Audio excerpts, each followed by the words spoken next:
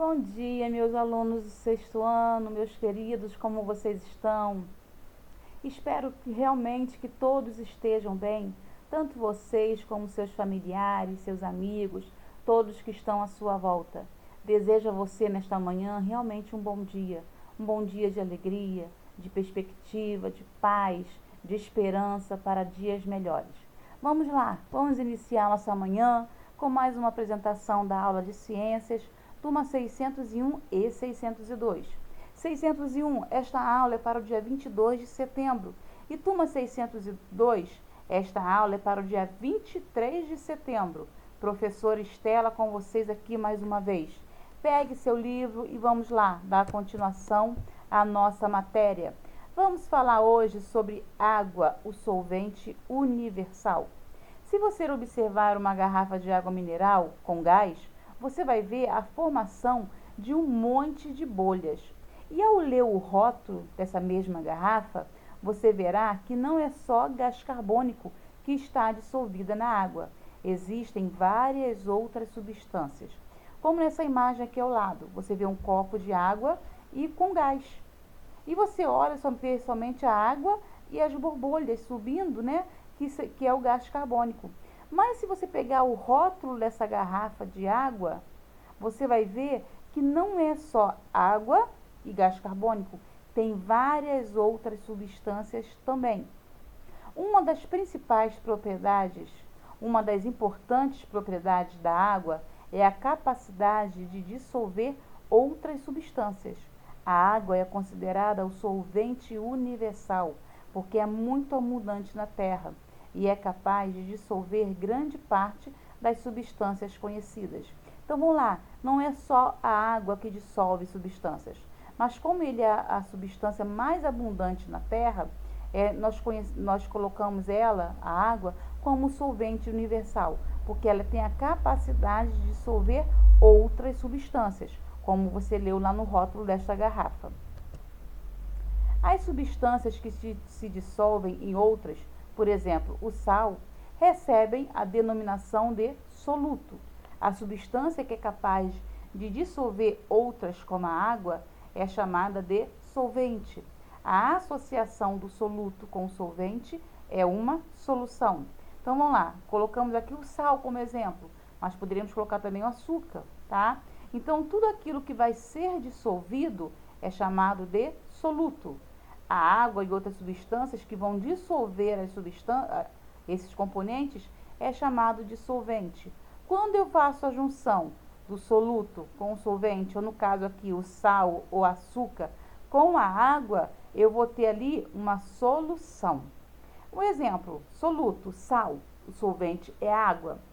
Água com um pouco de sal é uma solução diluída, tá? Se eu pego um pouquinho de água, um pouquinho de sal e coloco dentro no copo com água, eu diluí esse sal. Então, é uma solução diluída. Se eu pego essa água com muito sal, coloco uma quantidade maior de sal, é uma solução concentrada. Se eu continuar a adicionar sal a essa solução concentrada, ela acabará por se depositar no fundo, que é uma solução saturada. A gente vê muito isso quando algumas pessoas fazem suco. Eles colocam tanto açúcar que no fundo o açúcar não dissolve mais, fica tudo depositado no fundo da jarra, porque aquela solução já está saturada. Aqui nessa imagem nós temos um exemplo, tá? O soluto, que no caso é o sal, temos o solvente, que é o líquido, a água, e depois de eu misturar isso, de eu dissolver o soluto no solvente, eu vou ter uma solução. Água potável é o nome dado àquela água que não tem cheiro, que é inodora, não tem cor, ela é incolor, e não tem gosto, ela é insípida. Então gravem isso, por favor.